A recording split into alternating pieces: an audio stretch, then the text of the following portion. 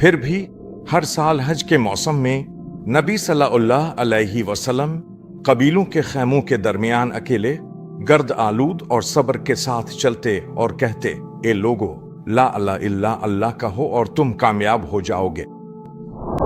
تمہاری پناہگاہ مجھے دکھا دی گئی ہے، دو آتش فشانی پہاڑوں کے درمیان کھجور کے درختوں کی سرزمین۔ وہ سرزمین مدینہ تھی۔ میرے پیارے بھائیوں اور بہنوں، مکہ میں برسوں کی سختیوں، برسوں کے صبر، زخموں، نقصان اور جدوجہد کے بعد اسلام کا پیغام اب ایک نئی سمت میں بڑھنے لگا ہے۔ غم کی ہر رات کے لیے اللہ ایک صبح رکھتا ہے، اور ہر آزمائش کے بعد وہ ایک ایسا دروازہ کھولتا ہے جس کی کسی کو توقع نہیں تھی۔ مکہ سے دور کھجوروں اور کھلے آسمان کے شہر میں کچھ دل خاموشی سے انتظار کر رہے تھے۔ وہ دل جو غرور سے پاک تھے، وہ دل جنہوں نے سچائی کو سنتے ہی پہچان لیا، وہ دل جنہیں اللہ نے محمد صلی اللہ علیہ وسلم کا نام سننے سے بہت پہلے ہی تیار کر دیا تھا۔ یہ مدینہ کا آغاز ہے، طاقت کا شہر نہیں، فتح کا شہر نہیں، ابھی نہیں، بلکہ ایمان کا شہر۔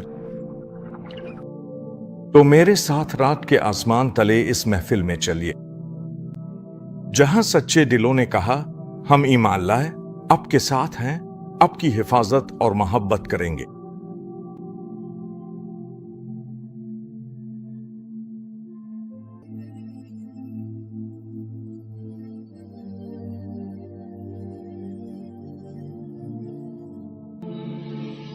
مکہ میں سال مزید تاریک ہوتے گئے۔ قریش نے ہر پکار کو ٹھکرا دیا تھا، دولت، طاقت، رحمت، یہاں تک کہ خود سچائی کو بھی۔ پھر بھی ہر سال حج کے موسم میں نبی صلی اللہ علیہ وسلم قبیلوں کے خیموں کے درمیان اکیلے گرد آلود اور صبر کے ساتھ چلتے اور کہتے، اے لوگو، لا الہ الا اللہ کہو اور تم کامیاب ہو جاؤ گے۔ وہ ہر وفد کے سامنے کھڑے ہوتے، بنو عامر، بنو حنیفہ، بنو کلب، بنو عبداللہ، انہیں اللہ کی طرف بلاتے، اپنا پیغام پہنچانے کے لیے صرف تحفظ مانگتے۔ کچھ نے مذاق اڑایا، کچھ نے منہ موڑ لیا، اور کچھ نے کہا، اگر ہم نے آپ کا ساتھ دیا تو کیا آپ کے بعد حکومت ہماری ہوگی؟ انہوں نے جواب دیا، معاملہ اللہ کے ہاتھ میں ہے، وہ جسے چاہتا ہے عطا کرتا ہے۔ چنانچہ انہوں نے انکار کر دیا، اور رسول اللہ صلی اللہ علیہ وسلم بوجھل دل مگر ثابت قدمی کے ساتھ آگے بڑھ گئے۔ پھر ایک سال مینا میں ان کی ملاقات یثرب کے 6 آدمیوں سے ہوئی، کھجور کے درختوں اور بکھرے ہوئے قبیلوں کا شہر۔ ان کا تعلق الخزرج سے تھا۔ انہوں نے ان سے خدا واحد، اپنے سے پہلے کے انبیاء اور قیامت کے آنے کے بارے میں بات کی۔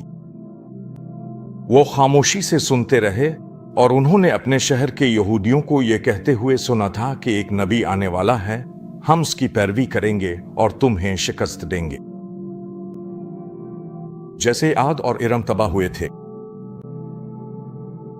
اس کی بات سن کر وہ کانپ اٹھے۔ اعلیٰ کی قسم، یہی وہ نبی ہیں جن کا یہودی ذکر کرتے ہیں۔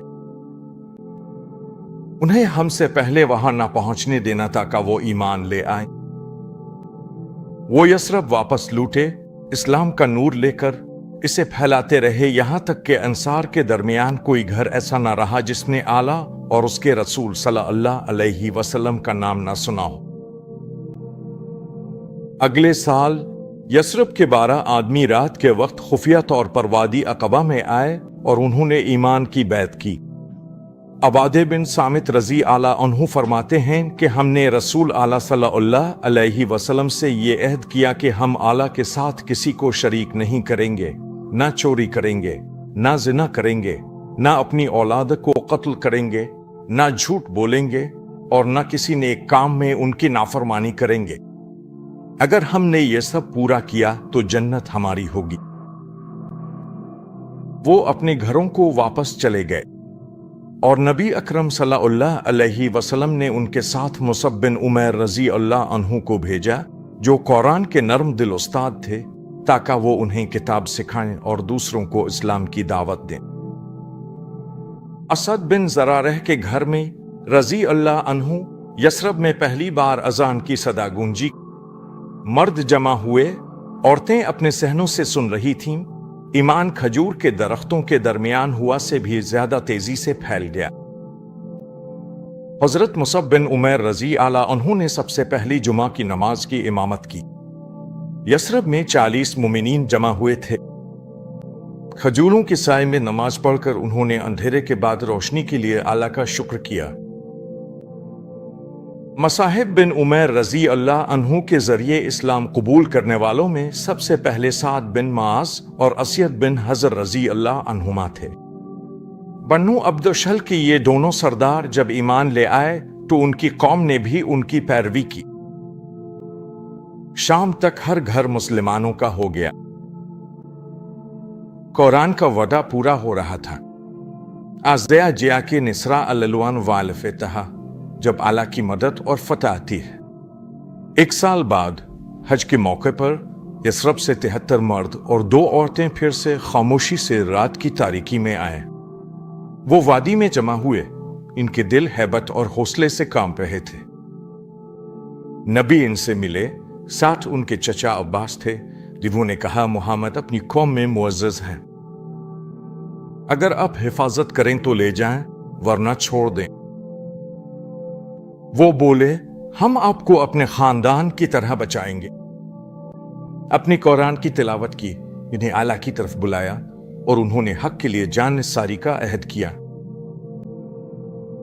ये वो अहद था जिसने दुनिया को संवारा, ईमान और भाईचारे का अहद। उन्होंने इनमें से 12 रहनुमा नुकबाक चने तक वो अपनी कौम की रहनुमाई करे। इनमें अबादे बन सामित, असद बन ज़रारह और साद बिन अबादे शामिल थे। अल्लाह उनसे राजी हो। वादी आंसुओं से भर गई जब उन्होंने सरगोशी की। बेअनया ओले अल से उमान वालते वाइन, हमने सुनने और मानने का अहद किया।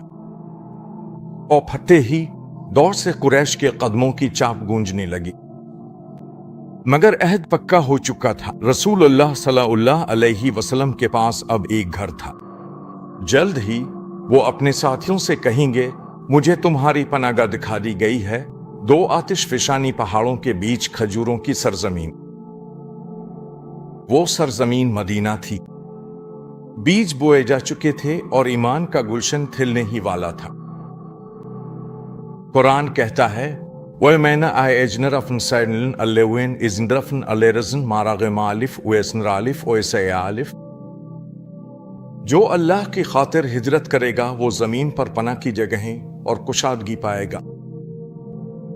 वाइले उफे बैने कालावने नमलो नफकत माफी अलरज जिमिया मालफत बैन कुलूब हम वेलुअन अल्ले लफ बैन हम। और उसने उनके दिलों को जोड़ दिया। अगर तुम जमीन का सब कुछ खर्च कर देते तो उन्हें मुत्तहिद न कर पाते, लेकिन अल्लाह ने उन्हें मुत्तहिद कर दिया। लफल्लु अलैमा तक़द्दुम मन ज़ंबु वामा तखरवी तुम नेमते अला वयनुए सरात आलिफ मासते मालिफ। ताका अल्लाह आपकी पिछली और अगली खताएं मुआफ फरमा दे और आप पर अपनी नेमत पूरी कर दे और आपको सीधे रास्ते पर चलाए। और यूं बीज बोए गए, सितारों तले एक अहद, खुलूस से जोड़े हाथ, तकदीर की मिट्टी में गिरते उम्मीद के आंसू। इस्लाम के पास अब एक घर था जहां मोमिनीन का खुली बाहों से इस्तकबाल होना था। मगर वहां पहुंचने के लिए अभी एक सफर बाकी था, हिजरत का सफर।